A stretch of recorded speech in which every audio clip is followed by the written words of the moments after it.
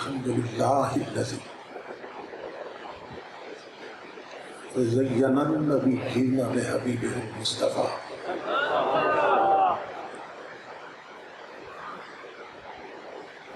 ومن علی المؤمنین بنبیہ المجتبیٰ الصلاة والسلام علی سیدنا ومولانا محمد خیر الورى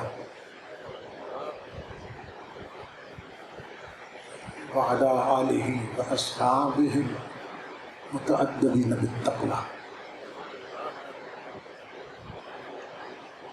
اما بعد اعوذ باللہ السمیع العلیم من الشیطان اللعین الرجیم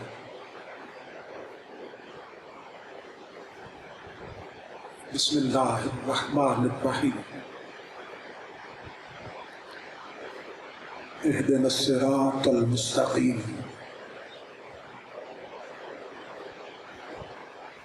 صدق اللہ مولانا العظیم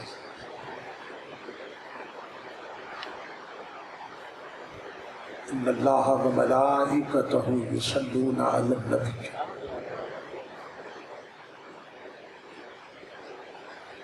یا ایہا الذین آمنوا صلوا علیہ وسلموا تسلیما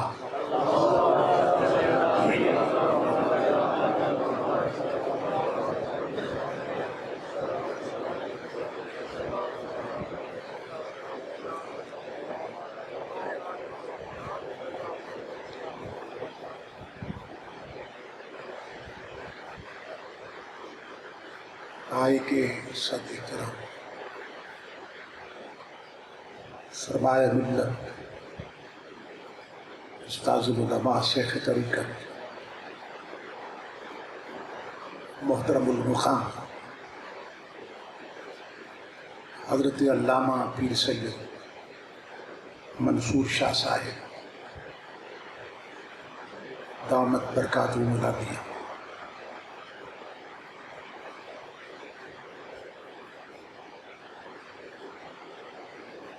سرمایہ ملت استاذ العلماء حضرت علامہ مفتی محمد یونس رضا خان صاحب،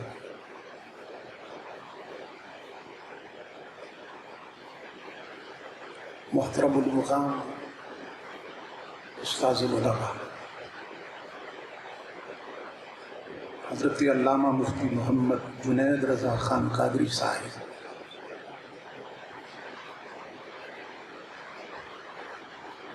دیگر معزز مشائخ و علماء کرام اور معظم حاضرین و سامعین، اللہ رب العزت کا لاکھ لاکھ شکر ہے کہ جس نے اپنی توفیق خاص سے آپ کو اور مجھے آج کی اس عظیم الشان، عظیم المقاصد اور کثیر البرکات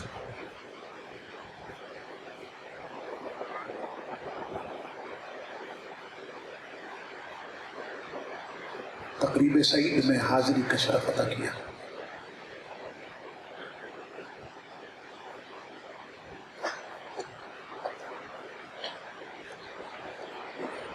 اور اپنا اور اپنے محبوب مکرم صلی اللہ تعالی علیہ وآلہ وسلم کا ذکر پاک سننے اور سنانے کی توفیق عطا فرمائی۔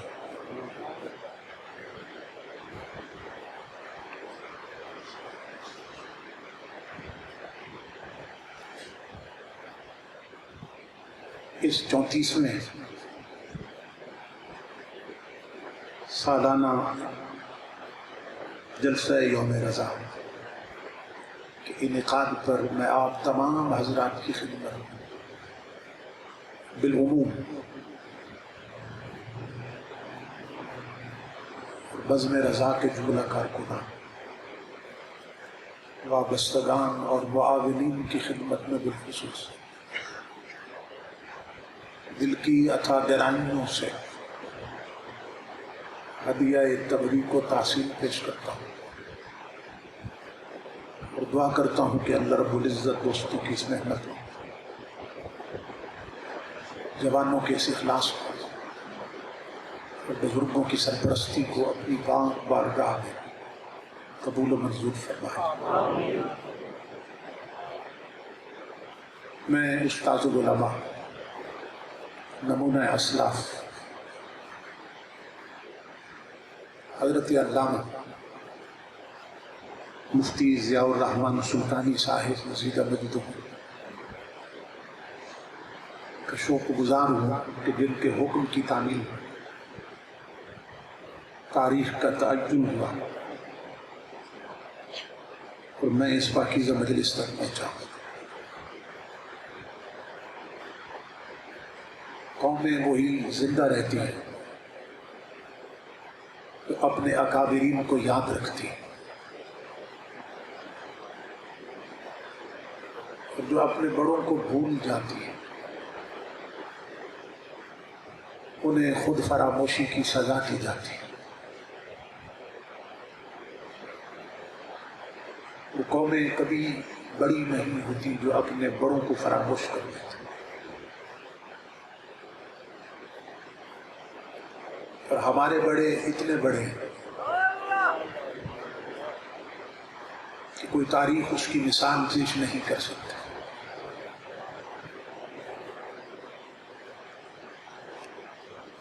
علامہ اقبال نے بڑی خوبصورت بات کی، انہوں نے کہا کہ ہر قوم کو آگے دیکھنے کی ضرورت ہے، تو ان کے پیچھے کچھ نہیں، اور مسلمانوں کو پیچھے دیکھنے کی ضرورت ہے کہ ان کی پشت پر کہیں صدیق اکبر کھڑے، کہیں فاروق اعظم کھڑے، کہیں امام اعظم کھڑے، کہیں غوث اعظم کھڑے اور کہیں اعلیٰ حضرت کھڑے۔ اللہ رب العزت نے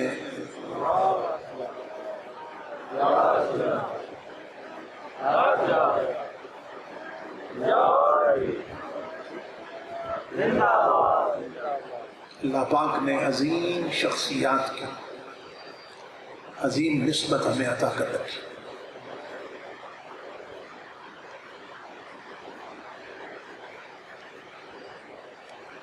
انگریز نے دو فتنے پیدا کیے تھے، ایک عرب میں اور ایک پاک و ہند میں۔ کوئی پاکستان نہیں بنا تھا، سارا ہندوستان میں تھا، دو فتنے پیدا کیے اور پھر ان کی آبیاری کی اور ان کی پشت پناہی کی۔ ایک فتنہ عرب نے پیدا کیا اور ایک فتنہ عجم نے پیدا کیا۔ عرب میں فتنہ وہابیت پیدا کیا اور یہاں عجم میں فتنہ قادیانیت پیدا کیا۔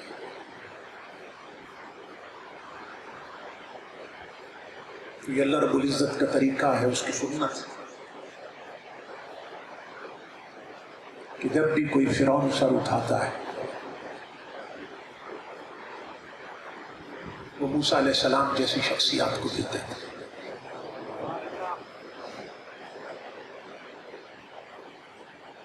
اللہ رب العزت نے ان دو فتنوں کی سرکوبی کے لیے اور ان کا سر کچلنے کے لیے ہمیں دو شخصیات عطا کی۔ فتنہ قادیانیت کا سر کچلنے کے لیے میر علی شاہ عطا کیا اور فتنہ وہابیت کا سر کچلنے کے لیے امام احمد رضا عطا کیا۔ عشق و محبت، عشق و محبت، عشق و محبت، عشق و محبت۔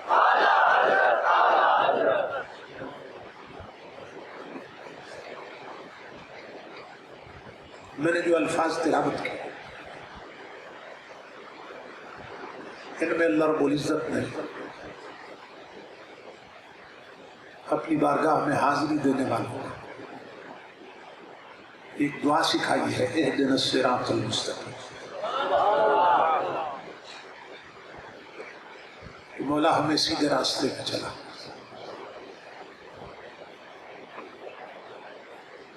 بڑا ہو یا چھوٹا، امیر ہو یا غریب، عالم ہو یا جاہل، جب بھی اللہ رب العزت کی بارگاہ میں حاضر ہوتا ہے دست بستہ ہاتھ باندھ کے عرض کرتا ہے اہدنا الصراط المستقیم، سبحان اللہ، کہ مولا ہمیں سیدھے راستے پہ چلا۔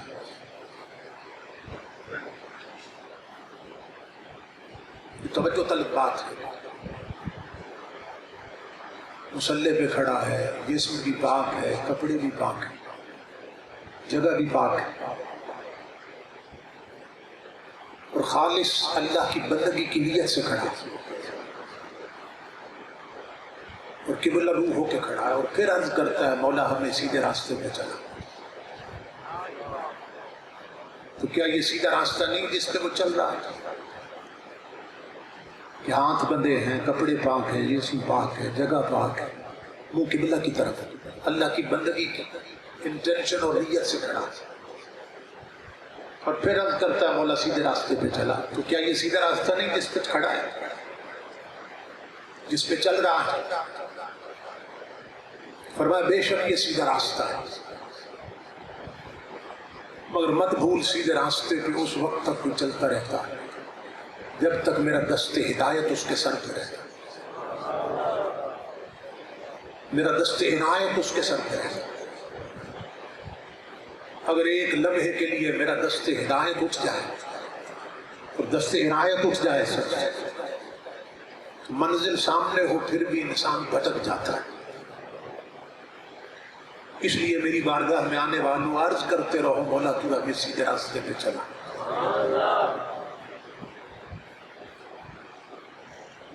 آپ دیگر مترجمین کے تراجم دیکھیں، اردو میں جنہوں نے قرآن حکیم ترجمے کیے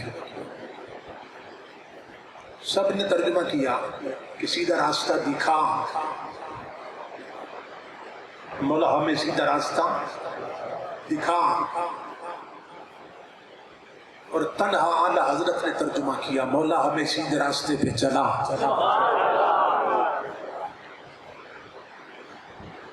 سب نے ترجمہ کیا سیدھا راستہ دکھا، اور اعلی حضرت نے ترجمہ کیا چلا ہم کو راہ سیدھی، یعنی سیدھے راستے پہ چلا۔ کیا فرق ہے؟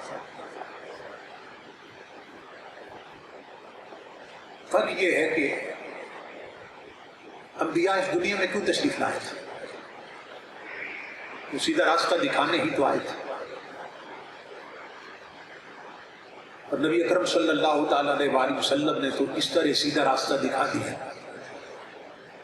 اللہ رب العزت نے فرما دیا محبوب تم پر نبوت ہی ختم کر کہ تیرے بعد اب کسی اور راستہ دکھانے والے کی حاجت نہ رہی۔ انک لتہدی الی صراط مستقیم، بے شک محبوب تو سیدھا راستہ دکھاتا ہے۔ انبیاء سیدھا راستہ دکھانے ہی تو آئے تھے، نبی اکرم نے سیدھا راستہ دکھایا کہ نہیں دکھایا؟ اگر حضور بھی نہ دکھا سکے تو پھر کون دکھائے؟ تو سیدھا راستہ دکھا گئے۔ ایک شخص وہ سیدھے راستے کی تلاش میں ہے کہ کوئی مجھے سیدھے راستے پہ چلا۔ وہ ایک انڈیا کے بہت بڑے دارالعلوم میں پہنچ جاتا ہے، وہاں ایک مریضان دیوبند کا حکیم الامت بیٹھا ہے اور ہاتھ اٹھا کے عرض کر رہا ہے مولا سیدھا راستہ دکھا۔ وہ تو آیا تھا اس سے دیکھنے کے لیے کہ سیدھا راستہ یہ دکھائے، اور وہ ایک طبقے کا حکیم الامت ہو کر اور سینکڑوں کتابوں کا مصنف ہو کر وہ کہہ رہا ہے مولا سیدھا راستہ دکھا، تو اس سے راہ پوچھے گا، وہ کہے گا اس عمر تک تو اس بیچارے نے خود نہیں دیکھا، مجھے کیا دکھایا؟ اعلی حضرت نے سب کے منہ بند کر دیے، فرمایا ہم نے سیدھا راستہ دیکھا ہے جو نبی اکرم صلی اللہ تعالیٰ علیہ وسلم دکھا کے گیا، جو ہر نبی دکھا کے گیا۔ ہر رسول دکھاتے گئے، لیکن اس راستے کے دونوں طرف اب لٹیرے بیٹھے ہیں، اب ڈاکو بیٹھے ہیں، ایمان کے راہزن بیٹھے ہیں، اور انتہا یہ ہے کہ بستر بچھا کے بیٹھے ہیں، لٹریچر پھیلا کے بیٹھے ہیں، مدرسے بنا کے بیٹھے ہیں۔ مولا جو راستہ تیرا حبیب دکھا کے گیا تھا اس کے دونوں طرف لٹیرے بیٹھے ہیں، ڈاکو بیٹھے ہیں۔ تجھے عرض کرتے ہیں کہ تو چلا، کہ جب تو چلا دیتا ہے تو پھر کوئی مائی کا لال بھٹکا نہیں سکتا۔ تو نے ابراہیم کو سیدھے راستے پہ چلایا، وہ نمرود کی آگ میں بھی سیدھے راستے پہ چلتے رہے۔ تو نے اسماعیل کو سیدھے راستے پہ چلایا، وہ خنجر کی دھار کے نیچے بھی سیدھے راستے پہ چلتے رہے۔ مولا جب تو سیدھے راستے پہ چلا دیتا تو دریائے نیل کی چھانتی سے گزرتے ہوئے موسیٰ علیہ السلام سیدھے راستے پہ چلتے رہتے۔ مولا جب تو سیدھے راستے پہ چلا دیتا ہے تو بازار مصر میں یوسف علیہ السلام جیسا حسین کھوٹے درہموں پہ بک جاتا ہے، پھر بھی سیدھے راستے پہ چلتا رہتا۔ مولا جب تو سیدھے راستے پہ چلا دیتا ہے تو مریم جیسی پاکیزہ خاتون کے کریکٹر اور کردار پر انگلیاں اٹھتی رہتی، وہ چپ کر کے سیدھے راستے پہ چلتی رہتی ہے۔ مولا جب تو سیدھے راستے پہ چلا دیتا ہے تو طائف کے بازاروں میں محمد عربی پتھر کھاتے ہوئے بھی سیدھے راستے پہ چلتے رہتے۔ مولا جب تو سیدھے راستے پہ چلا دیتا ہے تو منکرین زکوٰۃ کی دھجیاں اڑاتے ہوئے حضرت ابو بکر صدیق سیدھے راستے پہ چلتے رہتے۔ مولا جب تو سیدھے راستے پہ چلا دیتا ہے تو بلوائیوں کے منہ پر عزم و ایثار کا تھپڑ مارتے ہوئے عثمان ذو النورین سیدھے راستے پہ چلتے رہتے۔ مولا تجھے عرض کرتے ہیں تو چلا، کہ جب تو چلا دیتا ہے تو خارجیوں کو برباد کرتے ہوئے مولا کائنات علی المرتضیٰ سیدھے راستے پہ چلتے رہتے ہیں۔ مولا تجھے عرض کرتے ہیں کہ تو چلا، جب تو چلا دیتا ہے تو نبی کے کاندھوں کا سوار اور فاطمہ کا مقدس دودھ پینے والا حسین 6 مہینے کا اصغر کٹا کے بھی سیدھے راستے پہ چلتا رہتا۔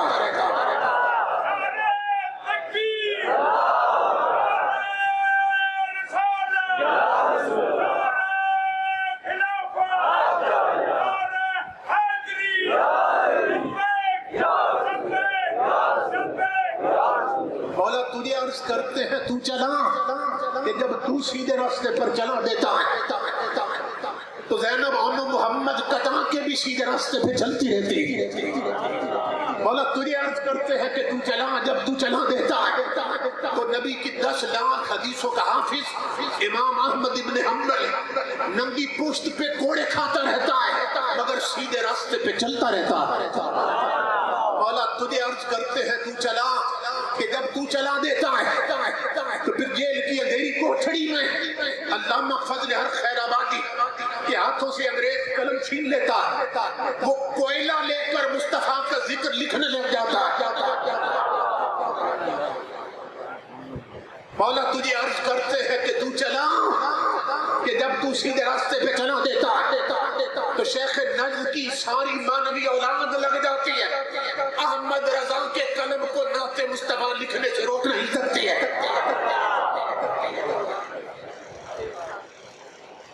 مولا تجھے عرض کرتے ہیں تو چلا، کہ جب تو سیدھے راستے پر چلا دیتا تو یورپ کے عشرت قدوں میں عفت فروش رقاصاؤں کی پائلوں کی جھنکار میں بھی علامہ اقبال سیدھے راستے پہ چلتا رہتا اور اعلان کرتا ہے یورپ والوں خیرہ نہ کر سکا مجھے جلوہ دانش فرنگ، سرما ہے میری آنکھ کا خاک مدینہ و نجف۔ تاجدار ختم نبوت، تاجدار ختم نبوت۔ مولا تجھے عرض کرتے ہیں کہ تو چلا، کہ جب تو چلا دیتا ہے تو شیطنت یزیدیت اور طاغوتی طاقتیں سر پٹخ پٹخ کے مر جاتی ہیں، جنہیں تو چلاتا ہے وہ کٹتے بھی رہتے ہیں چلتے بھی رہتے ہیں۔ اس لیے تجھے عرض کرتے ہیں تو چلا. تو سب نے ترجمہ کیا سیدھا راستہ دکھا، اور تنہا اعلیٰ حضرت نے ترجمہ کیا سیدھے راستے پہ چلا. تو جنہوں نے کہا دکھا وہ اب تک ڈھونڈتے پھر رہے ہیں، اور جس نے عرض کی تھی چلا اس کو اللہ نے ایسا چلایا کہ بریلی سے سیدھا گنبد خضرا تک پہنچا.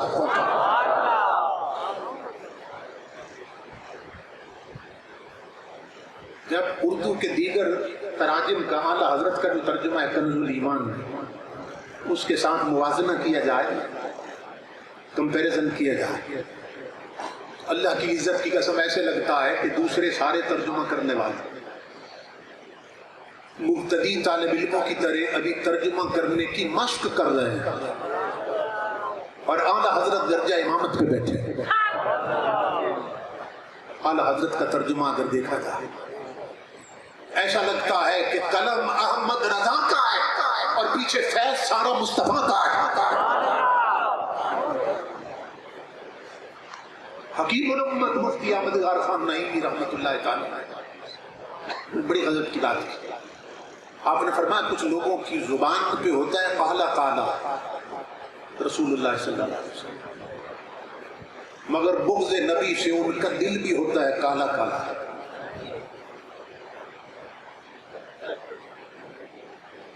بہت سے لوگ ہیں جن کی زبانوں پہ کالا کالا ہوتا ہے مگر دل بھی بغض نبی سے کالا کالا ہوتا ہے.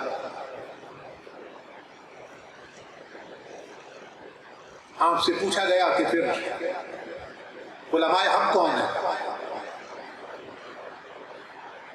علماء حق کون ہے؟ آپ نے بڑی غضب کی بات کی. فرمایا علماء حق وہ ہیں کہ جن کی زبان پہ ہوتا ہے فرمان مصطفیٰ اور سینے میں ہوتا ہے فیضان مصطفیٰ. زبان پہ فرمان مصطفیٰ ہوتا ہے اور سینے میں فیضان مصطفیٰ ہوتا. جن کا عقیدہ یہ ہو کہ حضور مر کے مٹی ہو گئے، معاذ اللہ استغفر اللہ، نقل کفر.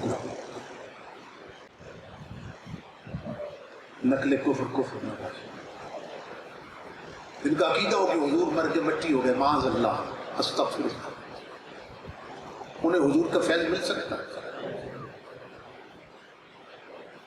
نبی اکرم صلی اللہ تعالیٰ علیہ وآلہ وسلم فرماتے ہیں شفاعتی لمن یؤمن بہا، میری شفاعت حق ہے کہ میرے اشارے پر قیامت کو مجرم چھوٹ جائیں، میرے کہنے پر جہنمی جنتی ہو جائیں، مگر میں شفاعت کروں گا اس کی جو میری شفاعت پر ایمان رکھتا ہے.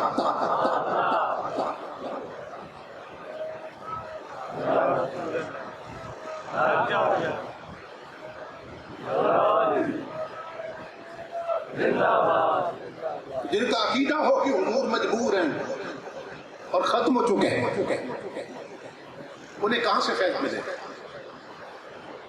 تو یہ فیض کس کو ملا؟ جس کا عقیدہ تھا چمکتی سے باتیں ہیں سب پانے والے، میرا دل بھی چمکا دے چمکانے والے، تو زندہ ہے واللہ، تو زندہ ہے واللہ، میری چشم عالم سے چھپ جانے والے. تاجدار کائنات سے نور کی بھیک مانگتا رہا، نور کی سرکار ہے، کیا تجھ میں تھوڑا نور؟ حضور صلی اللہ علیہ وسلم سے بھیک مانگتا رہا، حضور صلی اللہ علیہ وسلم کے فیضان کا امین بن گیا. جس کا عقیدہ تھا چمکتے سے پاتے ہیں سب پانے والا، میرا دل بھی چمکا دے چمکانے والا. جس کو تاجدار مدینہ کا فیض ملا تھا اور جس کے دل پر نگاہ مصطفیٰ رہتی تھی، پھر وہ چلا اور کیسے چلا، اور اس نے چلایا اور کیسے چلایا. امام الانبیاء کو غلاموں باقی ترجمے اٹھا لیں آپ. بسم اللہ الرحمن الرحیم، اس کا ترجمہ سب نے کیا. شروع کرتا ہوں اللہ کے نام سے.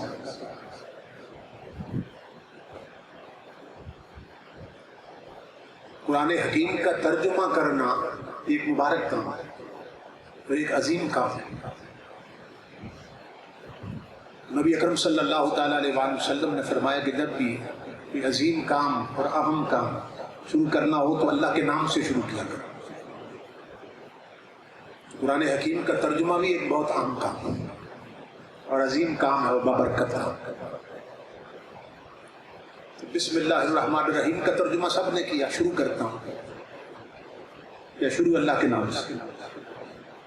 اب مجھے بتائیے کہ شروع کرتا ہوں اللہ کے نام سے. شروع کرتا ہوں اللہ کے نام سے تو لفظ اللہ چوتھے نمبر پہ آیا اور شروع کرتا ہوں یہ 3 لفظ پہلے آئے.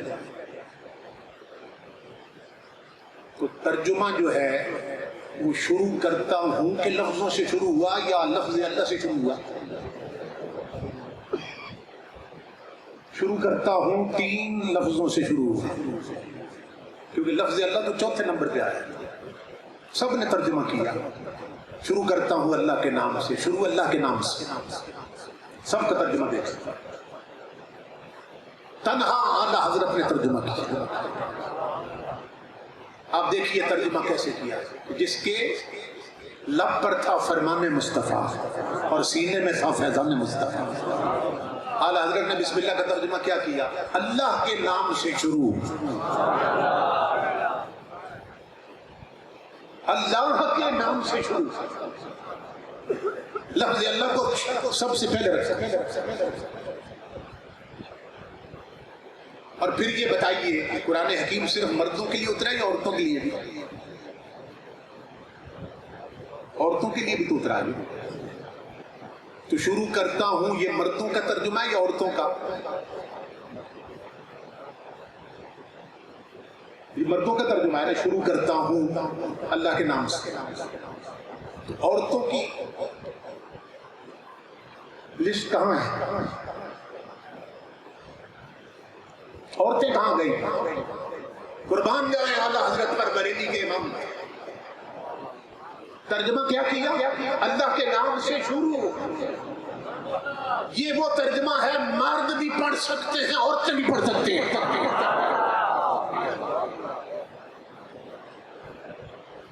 اللہ کے نام سے شروع. یہ مرد بھی پڑھ سکتے ہیں عورتیں بھی پڑھ سکتے ہیں.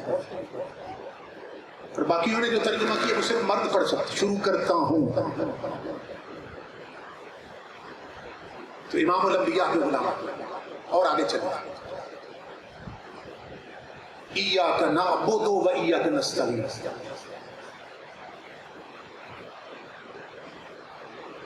ہم تیری ہی عبادت کرتے ہیں اور تجھی سے مدد چاہتے ہیں. تیری ہی عبادت کرتے ہیں سب نے ترجمہ کیا اور تجھی سے مدد چاہتے ہیں. اور اعلیٰ حضرت نے ترجمہ کیا تجھی کو پوجیں اور تجھی سے مدد چاہیں. وہ جو دوسرا ترجمہ ہے تیری ہی عبادت کرتے ہیں اور تجھی سے مدد چاہتے ہیں یہ بھی مردوں کے لیے. عورتیں یہ نہیں پڑھ سکتی. اعلیٰ حضرت نے ترجمہ کیا تجھی کو پوجیں اور تجھی سے مدد چاہیں.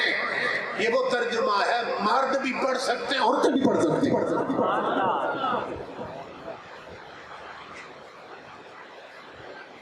اس لیے ہم کہتے ہیں کہ اگر قرآن حکیم کی صحیح ترین تعبیرات تک پہنچنا ہے پھر ہر گھر میں اعلیٰ حضرت کا ترجمہ کنز الایمان ہونا چاہیے. یہ ایمان کا خزانہ ہے. امام الانبیاء کے غلام.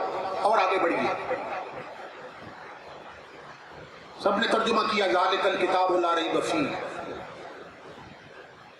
یہ وہ کتاب ہے جس میں کوئی شک نہیں.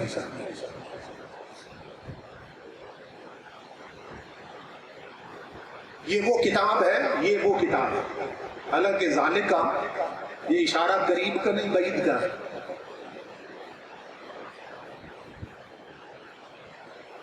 اگر یہ ترجمہ کیا جائے کہ اس کتاب میں کوئی شک نہیں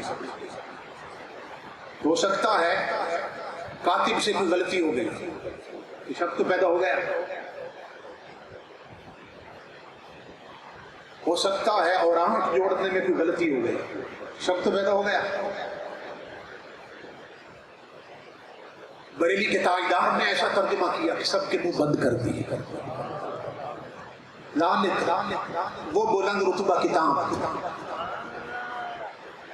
ایک بودھ حقیقی ہوتا ہے ایک بودھ رتبی ہوتا ہے. تو جب کوئی چیز قریب ہو نا اور اس کے لیے اشارہ بعید کا استعمال ہو تو وہ اس کی عظمت پہ دلالت کرتا ہے. سب نے ترجمہ کیا اس کتاب میں کوئی شک نہیں. اعلیٰ حضرت فرماتے ہیں وہ بلند رتبہ کتاب کوئی شک کی جگہ نہیں. کون سی بلند رتبہ کتاب؟ وہ کتاب فَإِنَّهُ نَزَلَهُ عَلَى قَلْبِكَ بِإِذْنِ اللَّهِ. وہ بلند رتبہ کتاب جو قلب مصطفیٰ پہ اتری ہے اس میں کوئی شک نہیں.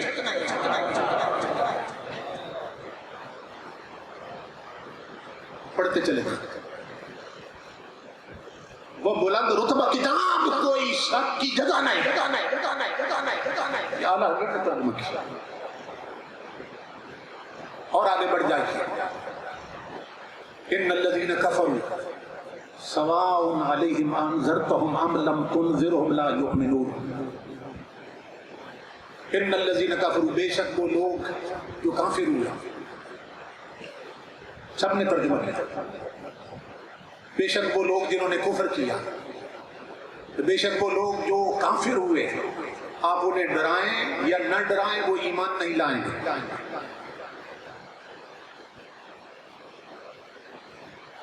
بے شک وہ لوگ جو کافر ہوئے یا وہ لوگ جو کافر ہیں یا وہ جنہوں نے کفر کیا, آپ انہیں ڈرائیں یا نہ ڈرائیں ایمان نہیں لائیں گے. سب نے ترجمہ یہ کیا. تو یہاں سے تو یہ لگ رہا ہے اس ترجمے سے نبی اکرم صلی اللہ تعالیٰ علیہ وآلہ وسلم کافروں کو ڈرائیں یا نہ ڈرائیں ایمان نہیں لائیں گے, جبکہ حقیقت یہ ہے کہ بے شمار کافروں نے کلمہ پڑھا اور مومن بنے. مکے کے کافر بہت سے مومن بنے کہ نہیں بنے؟ بے شمار کافروں نے کلمہ پڑھا کہ نہیں پڑھا؟ تو اس ترجمے سے تو یہ اعتراض وارد ہو رہا ہے کہ اللہ قرآن میں فرما رہا ہے کہ آپ ڈرائیں نہ ڈرائیں ایمان نہیں لائیں گے جو کافر ہوئے. تو پھر کافروں نے کلمہ کیسے پڑھا؟ قربان جائیں اعلیٰ حضرت کے ترجمے پر. تنہا اعلیٰ حضرت کا ترجمہ اٹھایا, صرف ایک لفظ لگا کر مسئلہ حل کر دیا. فرمایا ان الذین کفروا بے شک وہ لوگ جن کی قسمت میں کفر ہے. محبوب بے شک وہ لوگ جن کی قسمت میں کفر ہے, آپ انہیں ڈرائیں یا نہ ڈرائیں ایمان نہیں لائیں. جن کی قسمت میں کفر ہے آپ انہیں ڈرائیں یا نہ ڈرائیں. مسئلہ یہ لوگ ہیں جن کے مقدر میں کفر ہے, جن کی قسمت میں کفر ہے, آپ انہیں ڈرائیں یا نہ ڈرائیں وہ ایمان نہیں لائیں. تاجدار کائنات کے غلاموں جنہوں نے تاجدار کائنات کے فیض کا انکار کیا تھا, وہ قدم قدم پر ڈولتے رہے, بھٹکتے رہے اور بھٹکاتے رہے لوگوں, اور غلط ترجمے کر گئے اور لوگوں کے عقیدے برباد کر دیے. ہم خوش قسمت ہیں کہ ہمارے ہاتھ میں دامن احمد رضا ہے. اعلیٰ حضرت ایک شخصیت کا نام نہیں, یہ تاجدار کائنات کے معجزہ کا نام ہے. یہ تاجدار کائنات کے فیضان کا نام, یہ تاجدار کائنات کے فیض کے جلووں کا نام ہے. کیوں ہر جگہ اعلیٰ حضرت ہو رہی ہے؟ سنتے چلے جائیے. امام الانبیاء کے غلاموں, سورہ بقرہ میں اللہ رب العزت نے بنی اسرائیل پر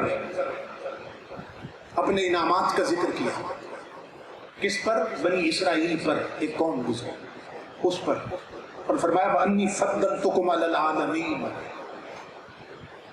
سب نے ترجمہ کیا کہ بے شک ہم نے تمہیں سارے جہانوں پر فضیلت دی. کس کو؟ بنی اسرائیل کو. بے شک ہم نے تمہیں سارے جہانوں پر فضیلت دی ہے. اعلیٰ حضرت فرماتے ہیں کہ قرآن حکیم میں اللہ محبوب کی امت کو فرما رہا ہے کنتم خیر امت اخرجت للناس. اے محبوب کی امت تم سب سے بہتر امت.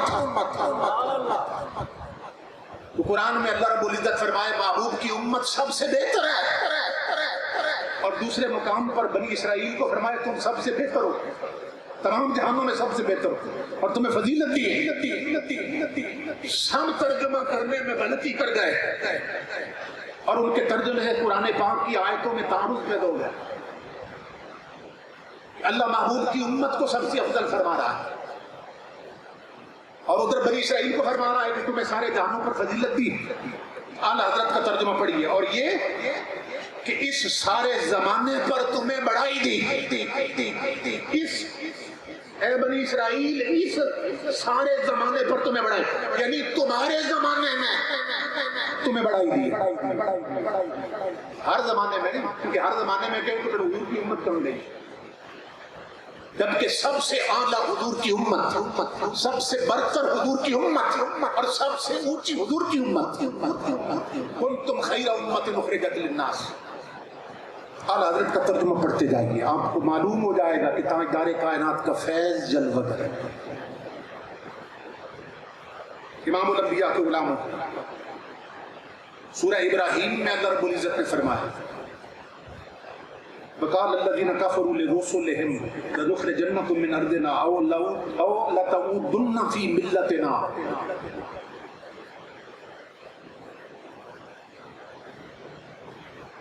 اس کا ترجمہ تھانوی صاحب نے کیا. اللہ فرما رہا ہے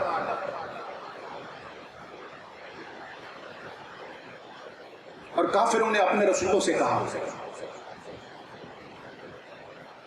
کہ ہم تمہیں اپنی زمین سے نکال دیں گے یا یہ کہ تم ہمارے مذہب میں پھر آ جاؤ.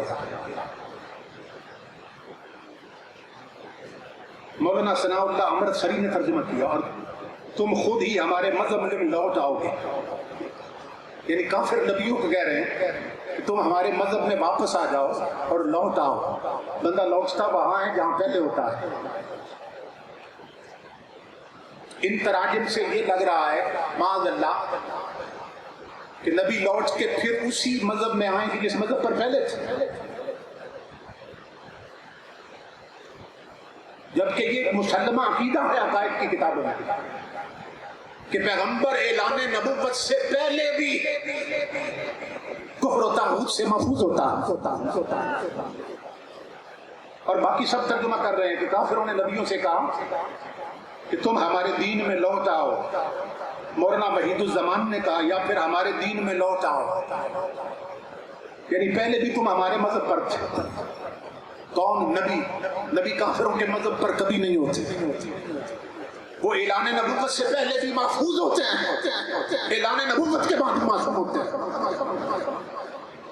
اعلیٰ حضرت نے کیا ترجمہ کیا؟ اور کافروں نے اپنے رسولوں سے کہا کہ ہم ضرور تمہیں اپنی زمین سے نکال دیں گے یا تم ہمارے دین پر ہو جاؤ. وہ خلجان، وہ خدشہ ہی دور کر دیا حضرت، یا تم ہمارے دین پر ہو جاؤ یا اپنی زمین سے ہم تمہیں نکال دیں گے. انبیاء کے ادب کو ملحوظ خاطر رکھا اور ادب سکھایا کہ نبیوں کا یہ ادب ہوتا ہے اور یہ نبیوں کا منصب ہے کہ وہ اعلان نبوت سے پہلے بھی محفوظ ہوتے ہیں. ایک اور آیت ہے امام الانبیاء کے غلاموں وَلَمَّا يَعْلَمِ اللَّهُ الَّذِينَ جَاهَدُوا مِنْكُمْ. بڑا خطرناک ترجمہ کیا ترجمہ کرنے والوں نے. اور ابھی اللہ نے معلوم نہیں کیا کہ تم میں سے جہاد کون کرے. بعد میں ترجمہ کیا اور ابھی اللہ نے جانا نہیں، ابھی اللہ نے جانا نہیں کہ تم میں سے جہاد کون کرے. اہانت رسول کے مرتکب تو ہوئے ہی تھے، تقدیس الوہیت کو بھی داغدار کرنے کی کوشش کی. اس کا مطلب یہ ہے کہ جہاد کریں گے تب اللہ کو معلوم ہوگا کہ کون جہاد کرتا ہے، تب اللہ جانے گا کہ کون ان میں سے جہاد کرتا ہے. سب نے ترجمہ کیا اور یہ ترجمہ ایمان خراب کر دیتا ہے کہ اللہ کو بھی معلوم نہیں ہوتا پہلے سے، اللہ بھی پہلے نہیں جانتا، جب جہاد کریں گے تب جان جائے گا. قربان جائے بریلی کے تاجدار پر ترجمہ کیا اور سینے ٹھنڈے کر دیے. فرمایا وَلَمَّا يَعْلَمِ اللَّهُ الَّذِينَ جَاهَدُوا مِنْكُمْ، اور محبوب ابھی اللہ نے تمہارے غازیوں کا امتحان نہیں لیا، اور ابھی اللہ نے تمہارے غازیوں کا امتحان نہیں لیا. ایمان کو بچا لیا بریلی کے تاجدار نے، کروڑوں لوگوں کے ایمان کی حفاظت کی بریلی کے تاجدار. اور بتایا کہ تاجدار کائنات کا مقام کیا ہے اور نبیوں کا مقام کیا اور رسولوں کا مقام کیا ہے۔ امام الانبیاء کے غلاموں، ایک اور آیت کا حصہ ہے وَمَكَرُوا وَمَكَرَ اللَّهُ وَاللَّهُ خَيْرُ الْمَاكِرِينَ۔ بڑی ٹھوکر کھائی بڑے بڑوں نے یہاں، وَمَكَرُوا، اور کافروں نے مکر کیا، وَمَكَرَ اللَّهُ، اور اللہ نے مکر کیا۔ یہ ترجمہ لکھا ہوا وَاللَّهُ خَيْرُ الْمَاكِرِينَ، اور اللہ مکر کرنے والوں میں سب سے بہتر ہے، کہ سب سے بہتر مکر کرنے والا ہے۔ یا کافروں نے بعد میں ترجمہ کیا کافروں نے چال چلی اور اللہ نے بھی چال چلی، اور اللہ سب سے بہتر چال چلنے والا ہے۔ مقام الوہیت کو داغدار کیا، اللہ چاند باز ہے، اللہ مکر کرتا ہے۔ آدھا حضرت نے ترجمہ کیا اور ایمان بچا لیے، کیا ترجمہ کیا وَمَكَرُوا، اور مکر کیا کافروں نے، وَمَكَرَ اللَّهُ، اور اللہ نے خفیہ تدبیر فرمائی، وَاللَّهُ خَيْرُ الْمَاكِرِينَ، اور اللہ سب سے بہتر خفیہ تدبیر فرمانے والا ہے۔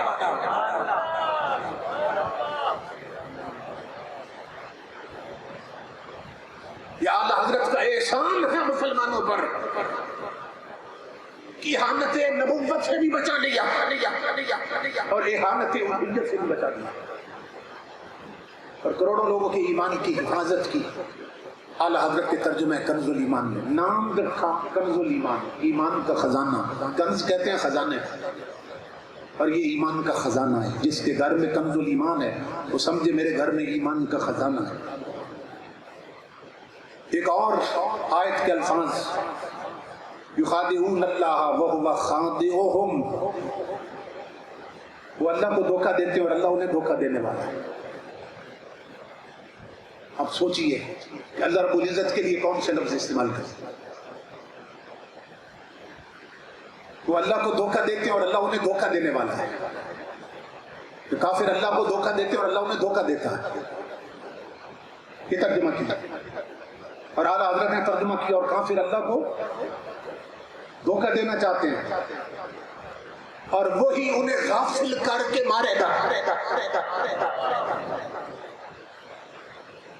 کافر اپنے ذہن میں، اپنے ذہن میں، اپنے ذہن میں اللہ کو دھوکہ دینا چاہتے ہیں اور اللہ انہیں دھوکہ نہیں دیتا، اللہ انہیں غافل کر کے مارے گا۔ یہ اعلیٰ حضرت نے ترجمہ کیا۔ سورہ یوسف میں اس مقام پر بڑے بڑے نے ٹھوکر کھائی کہ جہاں یوسف علیہ السلام کو 7ویں کوٹھڑی میں بند کر کے زلیخا نے کہا حیت لک، قالت حیت لک، کہ اب آ جائیے۔ قرآن اس مقام پر کہتا ہے وَلَقَدْ ہَمَّتْ بِهِ وَهَمَّ بِهَا لَوْلَا أَن رَأَىٰ بُرْهَانَ رَبِّهِ، کہ اس عورت نے ارادہ کر لیا تھا۔ اب اس عورت نے جو ارادہ کیا تھا وہ آپ جانتے ہیں، اس نے ارادہ کر لیا اور یوسف علیہ السلام نے بھی ارادہ کر لیا۔ یہ ترجمہ کیا باقیوں نے کہ ارادہ کر لیا یوسف علیہ السلام نے، اور اس عورت نے بھی ارادہ کر لیا۔ معاذ اللہ معاذ اللہ، نبی برائی کے ارادے سے بھی منزہ ہوتا ہے۔ تو سب نے ترجمہ یہ کیا اور اپنے ایمان اور دوسروں کے ایمان کا بیڑا غرق کرنے کی کوشش۔ اعلیٰ حضرت نے ترجمہ کیا اور ارادہ کیا اس نے، اور یوسف علیہ السلام بھی ارادہ کر لیتے اگر اپنے رب کی دلیل نہ دیکھی ہوتی۔ یوسف علیہ السلام بھی ارادہ کر لیتے اگر اپنے رب کی دلیل نہ دیکھی ہوتی، یعنی ارادہ بھی نہیں کیا۔ اس نے تو ارادہ کر لیا تھا عورت نے، اور پیغمبر ارادے سے بھی باندھ رہے تھے، معصوم ہوتے۔ اعلیٰ حضرت نے وہ ترجمہ کیا کہ ایمان بچا لیا۔ تاجدار کائنات کے غلاموں، یہاں ایک واقعہ یاد آ گیا کہ حضرت شیخ محی الدین ابن عربی قرآن حکیم کی تفسیر لکھ رہے تھے. جب ان لفظوں پہ پہنچے نا کہ اس عورت نے ارادہ کر لیا اور یوسف علیہ السلام بھی ارادہ کر لیتے اگر اپنے رب کی دلیل نہ دیکھی ہوتی تو پھر سوچنے لگے تفسیر لکھ رہا ہوں کہ وہ کون سی دلیل دیکھی تھی ساتویں کوٹڑی میں. تو جب تفسیروں کی طرف توجہ کی تو کسی نے لکھا ہے کہ ساتویں کوٹڑی میں اچانک حضرت یعقوب علیہ السلام سامنے آ گئے تھے اور انہوں نے اشارہ کیا تو بیٹا نبوت کی چادر پہ داغ نہ لگا دے. اور بعض نے یہ تفسیروں میں لکھا ہے کہ حضرت جبرائیل امین صاحب گئے تھے. اور بعض مفسرین نے لکھا ہے کہ اللہ نے وہ کنواں سامنے کر دیا تھا جس سے یوسف علیہ السلام کو نکالا گیا تھا کہ یوسف اس کنویں کو نہ بھولنا. شیخ محی الدین ابن عربی تفسیر لکھ رہے ہیں. اب سوچنے لگ گئے کہ میں اپنی تفسیر میں کیا لکھوں کہ ساتویں کوٹڑی میں کیا دیکھا, کنواں دیکھا تھا, حضرت یعقوب علیہ السلام کو دیکھا تھا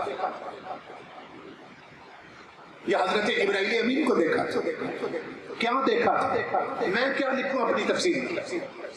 امام الانبیاء کو غلاموں سوچتے سوچتے خیال آیا کہ یہ معاملہ ہے یوسف علیہ السلام اور وہ دور تو ہیں کوئی نہیں, چوتھے آسمان پر ہی تو ہیں, چلو خود جا کے پوچھ لیتے ہیں کیا دیکھا تھا. شیخ محی الدین ابن عربی قلم وہی رکھا, کتابیں وہی رکھی, بلند ہوئے امام الانبیاء کے غلاموں کہ چوتھا آسمان نیچے رہ گیا, یہ آگے نکل گئے.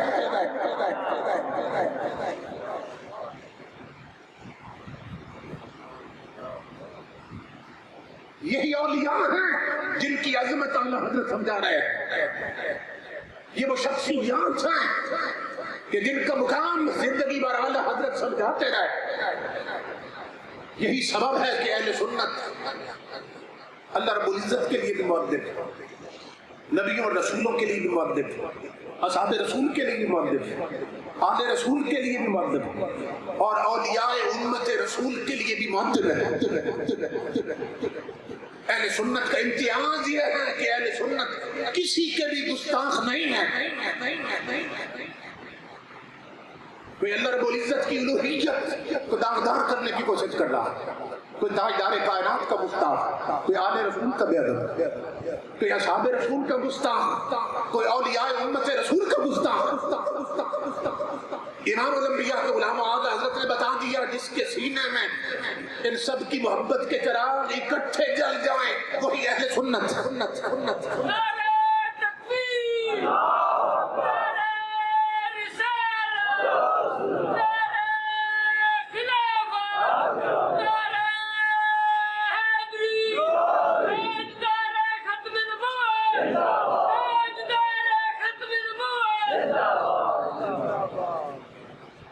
اسی لیے علماء عرب نے کہا جس طرح حضرت علامہ مفتی ضیاء الرحمان صاحب فرما رہے تھے, علماء عرب کہتے تھے اس زمانے میں کیا کہتے تھے اذا رأیت رجلا احب احمد رضا فاعلم انہ صاحب السنہ. جب کسی بندے کو دیکھو نا کہ امام احمد رضا سے محبت کرتا ہے تو سمجھ جاؤ یہ اہل سنت میں سے ہے. یہ اعلیٰ حضرت سنیت کی پہچان بن چکے ہیں.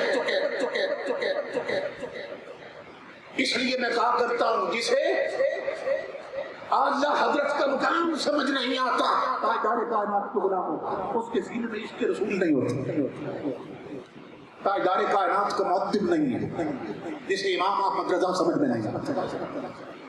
تاجدار کائنات کے عشق کا نام امام احمد رضا ہے, تاجدار کائنات کے فیضان کا نام امام احمد رضا ہے.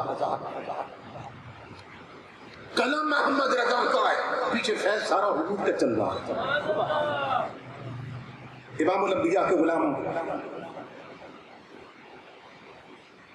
قرآن حکیم میں اللہ رب العزت نے فرمایا عنده مفاتیح الغیب لا یعلمها الا هو, کہ غیب کی کنجیاں اللہ کے پاس, غیب کی چابیاں اللہ کے پاس ہیں اور اللہ کے سوا انہیں کوئی نہیں جانتا.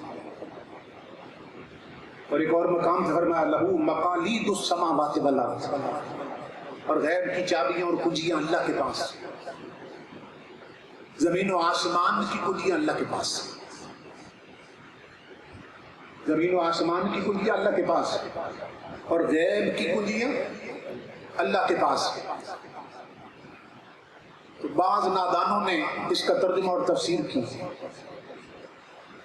اور ترجمے میں یہ کہا کہ، اور تفسیر میں لکھا کہ غیب کی کنجیاں اللہ کے پاس ہیں، اللہ کے سوا کوئی غیب نہیں جانتا، نہ نبی نہ ولی، کوئی بھی نہیں جانتا۔ اعلیٰ حضرت فرماتے ہیں کتنے نادان ہیں، چابیوں پہ غور کر لیتے تو یہ کہنے کی جرت نہ ہوتی کہ اللہ فرماتا ہے غیب کی کنجیاں اس کے پاس ہے، چابیاں اس کے پاس۔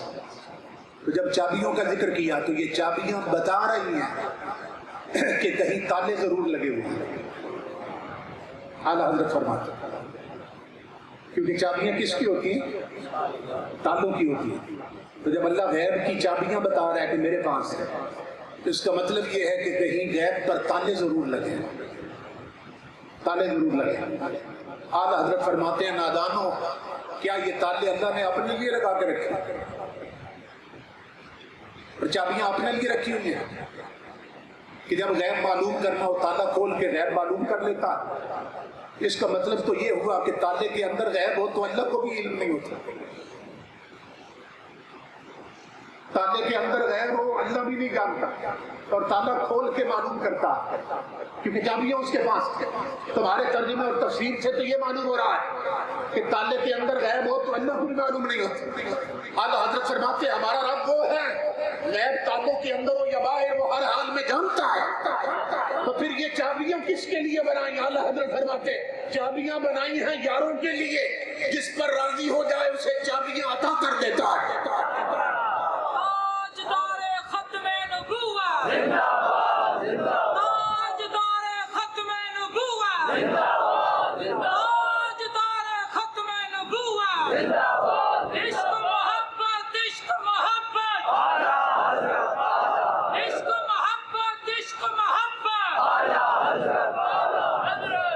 اور اعلیٰ حضرت نے ایک لطیف نکتہ بیان کیا ان دونوں لفظوں پر، فرمایا اللہ نے فرمایا وَإِنَّهُ مَفَاتِحُ الْغَیْبِ، مفاتح جس کا معنی ہے چابیاں، اور مقالید ان کا معنی بھی ہے چابیاں۔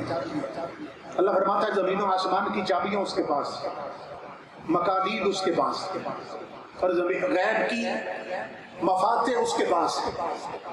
اعلیٰ حضرت فرماتے ہیں مفاتح کا پہلا حرف کیا ہے؟ میم، اور آخری کیا ہے؟ ہے، جس کو ہم کہتے ہیں میم ہے، اور مقالید جس کا معنی ہے چابیاں، اس کا پہلا حرف کیا ہے؟ میم، اور آخری حرف کیا ہے؟ دال۔ تو میم ہے اور میم دال کیا بنا؟ محمد۔ تو اللہ بتا رہا ہے میرے غیب کی کنجیاں ہی مصطفیٰ ہے، میرے غیب کی چابیوں کا نام ہی محمد مصطفیٰ ہے۔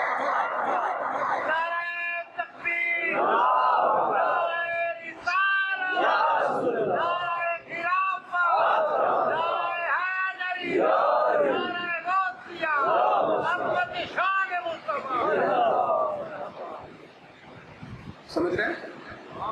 امام الانبیاء کے غلاموں جسے تاجدار کائنات کی غلامی میسر تھی، اور جسے حضور کے فیض پہ ناز تھے، جس کے رابطے مدینہ سے قائم تھے، وہ امام احمد رضا، اس کا حال یہ ہے۔ اور جن کے اندر بغض رسول تھا ان کا حال کیا تھا؟ جنہوں نے تاجدار کائنات کی بے ادبی کی تھی قدم قدم، ان کا حال کیا تھا؟ سن 1947 میں ایک تاریخی حقیقت بیان کر رہا ہوں کہ جب بجنور نے، یہ انڈیا کا ایک شہر ہے، مسلم لیگ انتخابات ہار گئی، جو ہندوؤں کی جماعت تھی نا، اس کے مقابلے میں جو قائد اعظم کی جماعت تھی وہ انتخابات ہار گئی، تو ہندوؤں کی پارٹی نے 700 روپے کا منی آرڈر بھیجا شکریہ کے طور پر۔ کس کو؟ مولانا حسین احمد مدنی کو، مولانا حسین احمد مدنی دیوبندی کو 700 روپے کا منی آرڈر بھیجا شکریہ کے طور پر کہ آپ نے مسلمان ہو کر ہندوؤں کی پارٹی کی مدد کی، مسلمان ہو کر ہندوؤں کی پارٹی کا ساتھ دیا آپ نے۔ اس لیے شکریہ کے طور پر یہ 700 روپیہ قبول کر لیں. یہ منی آرڈر ان تک پہنچا اور مولانا ظفر علی خان انہیں معلوم ہو گیا کہ 700 روپے کا منی آرڈر بھیجا گیا انہیں شکریہ کے طور پر کہ مسلمانوں کی پارٹی کو چھوڑ کر آپ نے ہندوؤں کی پارٹی کی مدد کی ہے. تو ان کی رگے حقیقت پھڑکی. انہوں نے خط لکھا مولانا حسین احمد مدنی کو. کیا لکھا؟ خط میں صرف اتنا لکھا: غداری وطن کا سلا 700 فقط. غداری وطن کا سلا 700 فقط. ایمان ہی بیچنا ہے تو سستا نہ کیجیے، بھرنا ہے پیٹ ہی تو طریقے ہیں اور بھی. 2 روٹیوں پہ قوم کو بیچا نہ کیجیے.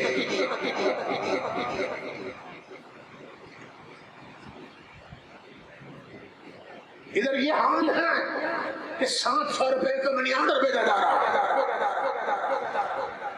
اور ادھر ریاست نان پارا کا رئیس اعلی حضرت کو ریاست کی پیشکش کر رہا ہے اور کہتا ہے کہ ریاست نان پارا کا رئیس ہے اور امیر اس کے حق میں صرف ایک شعر لکھتے ہیں. تو تاجدار کائنات کا غلام جس کا فیض مدینے سے آتا، جس کے گلے میں غلامی رسول کا پٹا تھا، اعلی حضرت نے فرمایا مجھے کہتے ہو اس کی تعریف کروں مد اہل دوال رضا پڑے اس بلا میں میری بلا. میں گدا ہوں اپنے کریم کا، میرا دین پارا ہے نہیں. کروں مد اہل دوال رضا پڑے اس بلا میں میری بلا. میں گدا ہوں اپنے کریم کا، میرا دین پارا ہے نہیں.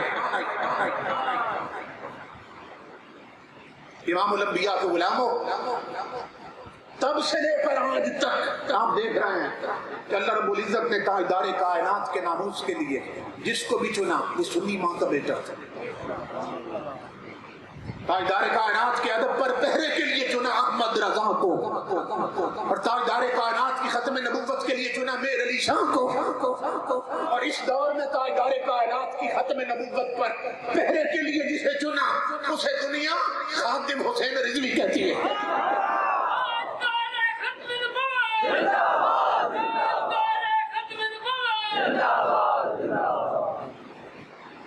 سنی امام کے بیٹے قبول کیے جا رہے ہیں. غازی علم الدین کون تھا؟ غازی مرید حسین کون تھا؟ اور غازی ممتاز قادری کون تھا؟ جب بھی اللہ رب العزت نے چنا اہل سنت سے چنا اور اہل سنت کی ماں نے وہ ثبوت جنم دیے کہ جنہوں نے تاجدار کائنات کی عزت